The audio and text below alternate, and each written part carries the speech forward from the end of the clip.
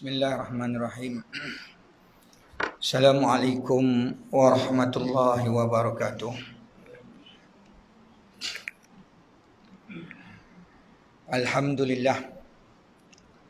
Summa alhamdulillah wahdahu la syarikalah. Nahmaduhu wa nasta'inuhu wa nastaghfiruh wa nastaghfiruh wa nukabbiruhu wa nu'azzimuh wa nusni alaih. Wa nusalli wa nusallim ala sayyidil mursalin imamil muttaqin qaidi du'atil mujahidin wa ala alihi at-tahirin wa ashabihi at-tayyibin wat tabi'in wa tabi'it tabi'in lahum bi ihsanin ila yaumiddin. Wa ba'd. La haula wa la quwwata illa billahil aliyyil azim. Allahumma salli ala sayyidina Muhammad wa ala ali sayyidina Muhammad kama sallaita ala sayyidina Ibrahim wa ala ali sayyidina Ibrahim wa barik ala sayyidina Muhammad wa ala ali sayyidina Muhammad kama barakta ala sayyidina Ibrahim wa ala ali sayyidina Ibrahim fil alamina innaka Hamidum Majid. Terima kasih kepada Ustaz Najib, ya, abang saya. Alhamdulillah saya hadir kerana mentaati abang lah, ya, walaupun tak layak, ya. Bila dah pindah ke Tawau, Sabah, lama dah tak ceramah, jadi mungkin bila abang saya suruh dia nak ajak saya, hang kena ceramah, kena mengajak balik. Tak apalah, ya. Yang dicintai, yang dikasihi Ayahanda Haji Kamarudin. Haji yang ni kah? Oh, masya-Allah, masih handsome. Seterusnya pengurusi jawatankuasa, para ustaz, para ayahanda kita, orang yang soleh, semualah ahli jemaah, ya. Yang saya tak kenal tapi mereka kenal saya, ataupun mereka tak kenal saya, ya. Mudah-mudahan insya-Allah dengan hari yang mulia Sayyidul Ayyam, Jumaat yang barakah ini, kita semua diberkati. Sidang muslimin, ya. Alhamdulillah, ahli keluarga iman Islam, para pencinta Nabi, ya. Maka dalam masa yang terhad ini, saya nak bercerita, nak berkongsi apa yang mari kepada saya. Jika kita lihat kepada persoalan apakah ayat yang pertama yang Allah beri kepada Nabi kita. Ayat apa yang Allah turunkan, wahyu pertama. Semua tahu, semua boleh jawab kan? Tidak lain dan tidak bukan adalah Iqra. Bismi rabbikal ladzi khalaq. Iqra, bacalah. Sama ada kita baca Al-Quran, kita baca apa jua kitab, ataupun dengan makna yang lebih umum, belajarlah. Semua orang belajar, ya. Kita masuk sekolah, pendidikan formal ataupun tidak formal, maka dalam ayat ini bacalah dengan nama Tuhanmu. Bismi Rabbika. Jangan baca dengan atas nama dirimu. Maksudnya kau nak hebat, kau nak digelar sebagai cendekiawan, sarjana, kau nak dipuji, bacalah untuk kenal Tuhanmu. Bismi Rabbika, dengan nama Tuhanmu. Kau baca, kau belajar, kau mengaji, kau menuntut ilmu, kau hadir kuliah, kau pergi dengar ceramah dengan nama Tuhanmu, artinya nak kenal Tuhanmu. Bismi Rabbika. Kenapa? Kerana dia yang menciptakanmu. Sebab itu ulama kata awwaluddin ma'rifatullah. Perkara yang pertama sekali, kamu mesti kenal Tuhan. Lalu ulama huraikan, nak mengenal Tuhan, mengenal Allah, ma'rifatullah, kenal dirimu, kenallah Tuhanmu. Man arafa nafsahu faqad arafa rabbahu. Wa man arafa rabbahu faniya an nafsihi. Siapa yang kenal dirinya, kenallah Tuhannya. Bila dia sudah kenal Tuhannya, maka dia lupalah dirinya. Gitu. Baik, kita kembali kepada ayat ni. Ayat ini menyebut ialah perkara yang pertama, kamu mesti mengenal Tuhan. Itu kata awwaluddin ma'rifatullah. Baca dengan nama Tuhan. Kemudian kita pun bukalah Al-Quran. Bila kita buka Al-Quran, maka kita jumpa surah yang pertama, surah Al-Fatihah, bukan? Surah Al-Fatihah itu, kalau kita baca keseluruhan 114 surah Al-Quran, maka ianya bermula dengan surah ini. Ya. Kalau tak ada surah ni, tak ada surah yang mula, macam mana nak mari surah kedua, ketiga, keempat? Nah.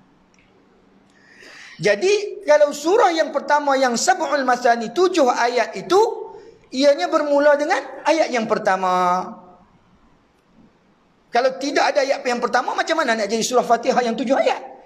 Maka ayat yang pertama yang tertulis, yang Allah sebut, Bismillahirrahmanirrahim. Bismillahirrahmanirrahim.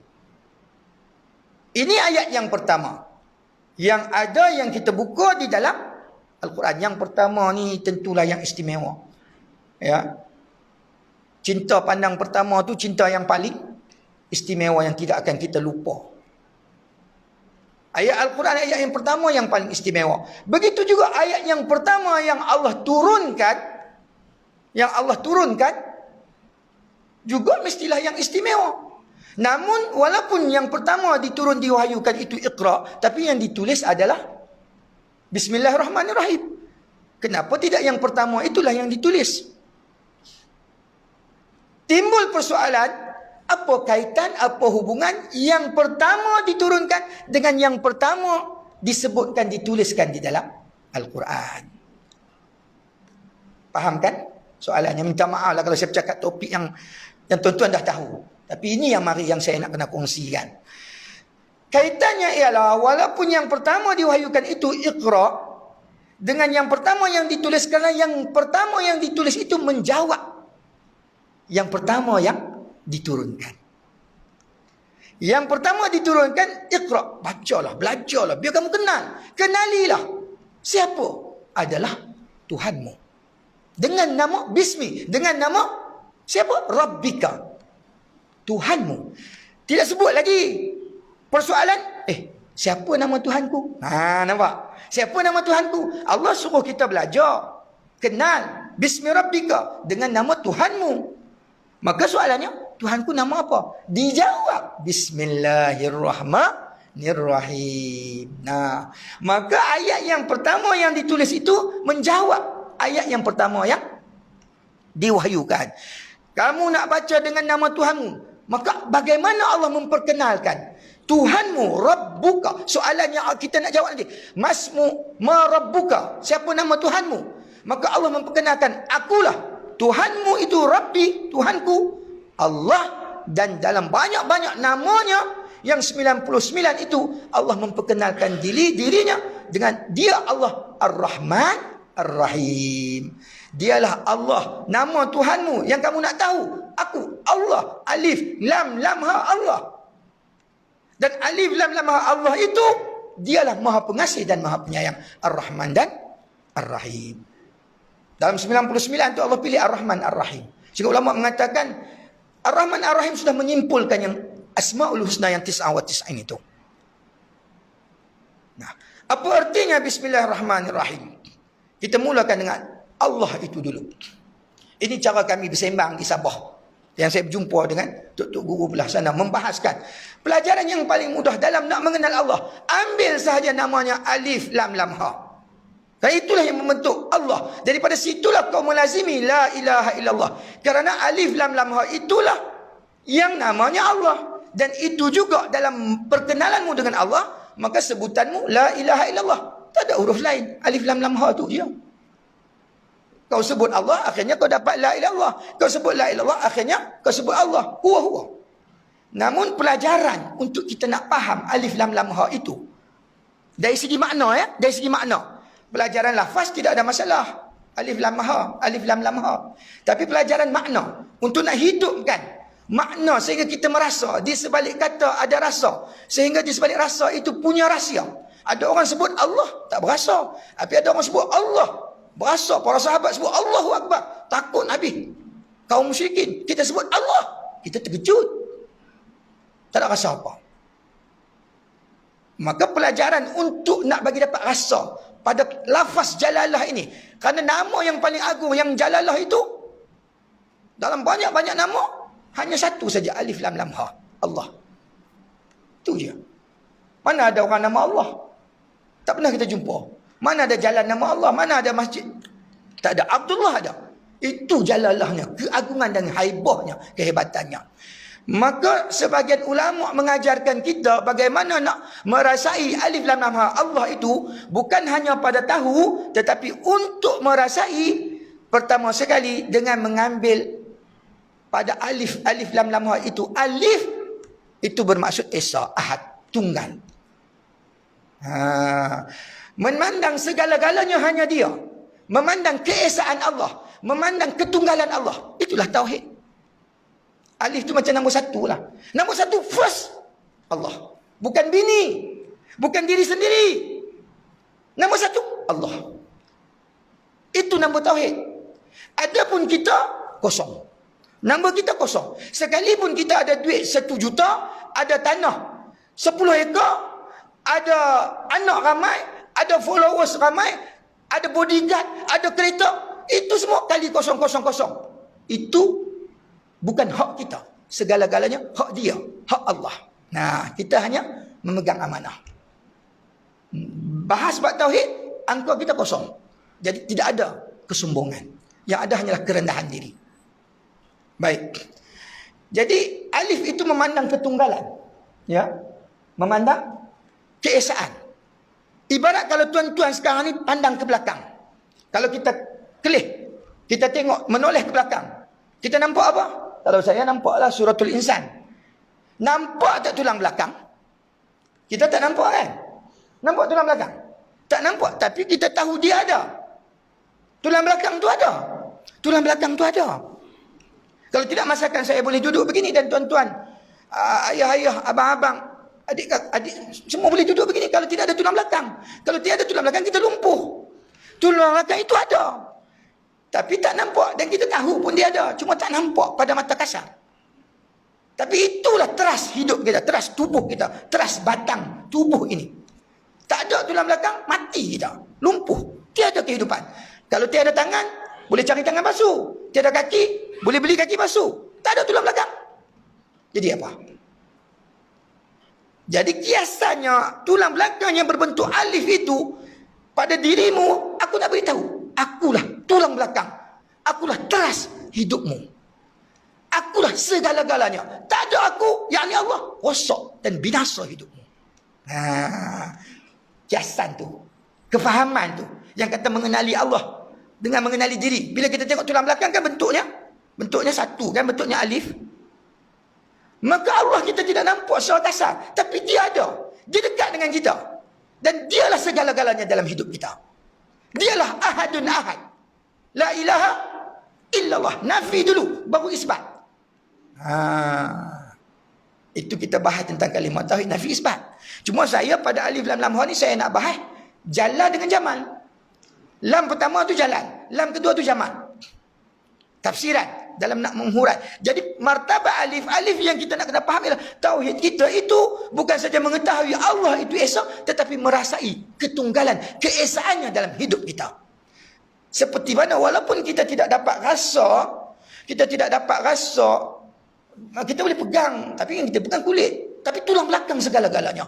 Tanpa tulang belakang kita tidak boleh berlari, kita tidak boleh cycling, kan hari ni yang suka naik basikal, tak boleh nak hiking kalau tak ada tulang belakang.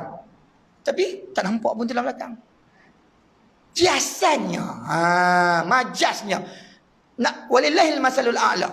Nak katanya Allah tu adalah tulang belakang hidupmu. Kenapa kau tak peduli? Kenapa kau tak kisah? Kenapa kau tidak sedar? Kenapa kau tidak merasai, memandang? Begitu. Itu. Biar sampai begitu. Baik, bagaimana kau nak melihat Allah itu esa dalam hidupmu? Ketunggalan, ketauhidan itu. Maka layanlah lam yang pertama, lam yang kedua. Atas sifat lam pertama, lam jalal. Atas sifat lam kedua, lam jamal. Permainan antara jalal dan jamal. Maksudnya bagaimana? Karena dalam satu hadis qudsi, dalam Sahih Tirmizi menyebutkan bahawa hati anak Adam itu di antara dua jariku, dua jemari. Maksudnya, dia berada, setengah ulama menafsirkan antara sifat Tuhan, pantulan sifat Tuhan, Jalal dan Jamal. Dua ni je mudah je nak faham tauhid. Ya, silakan belajar sifat 20. Itu bagus, itu nak lebih dalam lagi. Tapi paling mudah, pelajaran mudah, Jalal dan Jamal. Bagaimana nak merasai Allah dalam kehidupan, itu pada pandangan Jalal dan Jamal. Kerana hidup ini selalunya dua je berpasangan. Ada malam, ada siang. Ada suka, ada sedih. Ada sakit, ada sihat. Ada kaya, ada miskin. Betul? Itu je, dua je. Ya. Jadi silih ganti dua kehidupan ini, peraturan hidup ini, maka kita memandang hakikatnya satu saja. Pantulkan kepada Allah yang punya sifat Jalal dan Jamal. Jalal artinya, dalam pertama, Jalal artinya Allah Maha Hebat, Allah Maha Perkasa, Allah Maha Agung, Allah Maha Kuat. Dia boleh buat apa saja. Maka apa yang berlaku kepada kita, benda-benda yang kita tidak suka, itu menunjukkan sifat Jalalnya Allah. Nah, Allah boleh buat apa saja. Dia bagi kita sakit. Maka memanglah sakit itu kita boleh marah pada punca sakit. Pada virus. Pada COVID. Tapi hakikatnya itu adalah pantulan sifat Jalal Allah. Allah berkuasa untuk buat apa saja. Itu Jalal secara mudah. Yang kita tak suka itu pantulan sifat Jalal. Pandangan hakikat, pandangan yang satu. Memandang satu pada yang banyak. Syuhud wahdah fi kasrah. Kalau bahasa orang tua kita. Ya. Baik. Kemudian pantulan sifat Jamal artinya benda-benda yang kita suka. Jamal indah, seri, suka, cantik. Contoh beginilah, kita sihat. Sekarang ni saya sihat. Bermakna saya sihat, betul lah saya naik bukit, saya kayuh basikal, saya berkebun. Tapi itu tidak lain dan tidak bukan, kau hanya hamba. Aku telah memantulkan sifat jamalku padamu supaya kau nikmati. Jadilah kau sihat. Nampak? Kita mesti rasa begitu. Oh, berlakunya pantulan jamal. Tiba-tiba jatuh sakit. Maka itu sudah berlaku pantulan Jalal Allah pada kita. Memandang sifat Allah juga. Kenapa Allah pantulkan Jalal? Supaya kita sabar. Kenapa Allah pantulkan Jamal? Supaya kita syukur. Maka dalam kehidupan ini kita layan Jalal dan Jamal. Jalal menerbitkan sayap sabar. Jamal menerbitkan sayap syukur. Dengan syukur, dengan sabar dan syukur, itulah kita memandang hakikatnya la ilaha illallah. Berada pada martabat hu, hanya dia. Manusia tidak boleh memberi kesan. Hanya dia. Berada pada martabat hu, seperti kita duduk dalam huruf ha, artinya kita berada dalam pemeliharaannya, dalam wilayahnya. Kita akan selamat. Hati kita akan tenang. Kerana kita melihat hanya segala-galanya dia. Jalal dan Jamal. Semua orang dalam kehidupan ada Jalal. Dia pernah sakit, pernah miskin. Nak marah. Allah beriba. Itu daripada Allah.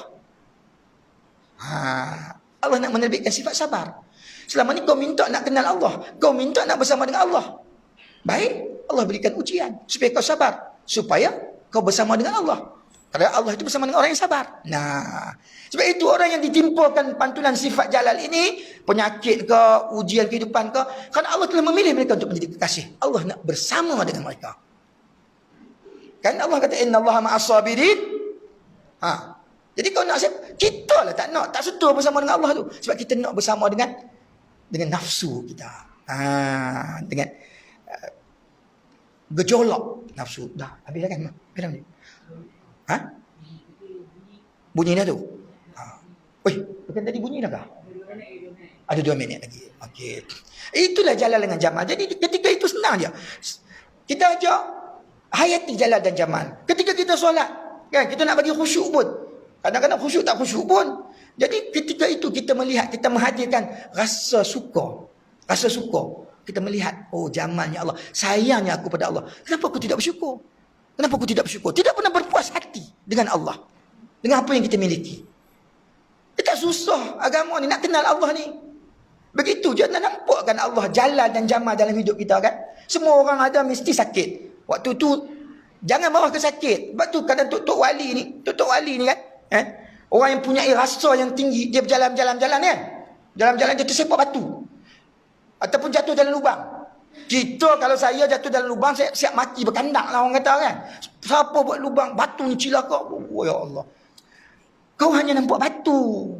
Itu tidak ada tauhid. Sedangkan tauhid, itulah yang Nabi ajar. Tauhid itulah yang menjadi penyelamatmu dalam kehidupanmu saat diuji. Maka pandanglah Allah. Hakikatnya batu itu dihadirkan oleh Allah. Kau tersepak batu pun, Allah sudah takdirkan demikian. Aku yang buat. Ketika itu, sabar. Ketika itu sabar. Nak marah apa? Orang mari langgar pun, kedang langgar. Ataupun yang langgar kita tu budak kecil je. Kita ni tu ayah hebat. Kita tanya, marah kita pula. Kenapa kau langgar aku? Bagi sekali. Dia sama. Tenang, sabar. Sebab kenapa sabar? Kerana kita ada pandangan tauhid, melihat ini tak Allah yang hantar. Tok wali tu bila dia siap pegang batu lagi. Ni cerita tok guru saya. Dia kata, ustaz lagi minta maaf lagi kat batu. Lepas tu saya ucap terima kasih. Walaupun dah berluka berdarah. Ini semua kifarat. Mungkin ada silap aku di mana-mana. Tu dia. Kita sabar. Zaman fitnah kena tenang. Kena ada pandangan tauhid supaya kita damai. Adanya tauhid, selamatlah kita pada zaman fitnah. Seperti tauhid Nabi Allah Ibrahim yang tenang, yang tentram. Walaupun ya Allah duduk dalam api yang besar-besar satu kampung, tapi api itu telah menjadi qulna ya naru kuni bardan wa salaman ala Ibrahim. Sebab dia ada tauhid. Maka bertauhidlah kita mudah-mudahan dengan tauhid Ibrahimiyah. Oh, kita boleh tenang, tak serabut. Politik serabut, ekonomi serabut. Ya Allah, jangan risaulah bah. Ini zaman serabut. Kau pergi tempat sampah, kau dah pening sampah banyak lah. Tempat sampah nak serabut. Apa masalah? Dunia ni tempat masalah. Kenapa tanya? Masalah lah hidupku. Lah kau mari dunia ni tempat masalah. Tak ada masalah pun. Allah buat masalah supaya kau kenal aku. Kau kenal Tuhan. Itu je. Jadi ada orang, dia sabar. Ada orang bukan setakat sabar, daripada sabar tu dia yasuh hati. Sampai dia redha. Dia terima. Bagilah ya Allah. Ya, dia redha. Tu Nabi Allah Ayub yang boleh redha. Bukan setakat redha, siap syukur lagi. Terima kasih ya Allah atas musibah yang kau beri. Kerana di situ aku mengenalmu. Sebab tu kesenangan Tok Wali, bila dia ditipu penyakit, dia tak nak sembuh. Kita kalau boleh bilalah nak sembuh. Sebab dia kata, ya Allah kalau aku sembuh, aku tak dapat rasa nikmat cinta hampir dengan engkau. Tak nak sembuh. Kita kalau boleh hari ini sakit, hari ini sembuh. Martabat. Sebab yang kita kena lihat adalah Allah. Kita kena lihat adalah Allah. Maka layanilah kehidupan ini dengan santai, dengan rileks. Kalau apabila kita sudah bersama dengan Allah, agak-agak apa jadi kalau kita bersama dengan Allah? Fikir sendirilah kan. Mudah-mudahan sama. Saya cakap ni sedap lah, tapi saya pun macam sama jugalah. Ya, masih lagi duk nak belajar. Ya, duk nak belajar. Begitu je. Kita tak sempat membicarakan tentang Ar-Rahman dan Ar-Rahim itu. Tapi tak apalah. Saya tinggalkan satu soalan. Mungkin nanti ada ustaz-ustaz ataupun boleh tanya kawan-kawan yang boleh bercakap. Kenapa Ar-Rahman dan Ar-Rahim di dalam surah Al-Fatihah yang kita baca tu diulang 2 kali? Apa artinya pada agama kita? Kan diulang 2 kali kan? Kenapa sampai Allah sebut ulang 2 kali? Itu carilah sendiri ya. Minta maaf. Walaupun masa dah habis, telajak. Itulah majlis. Kalau dah telajak tu payahlah. Wallahu ta'ala alam bisawab wa ilaihi marji'u wal ma'ab. Assalamualaikum warahmatullahi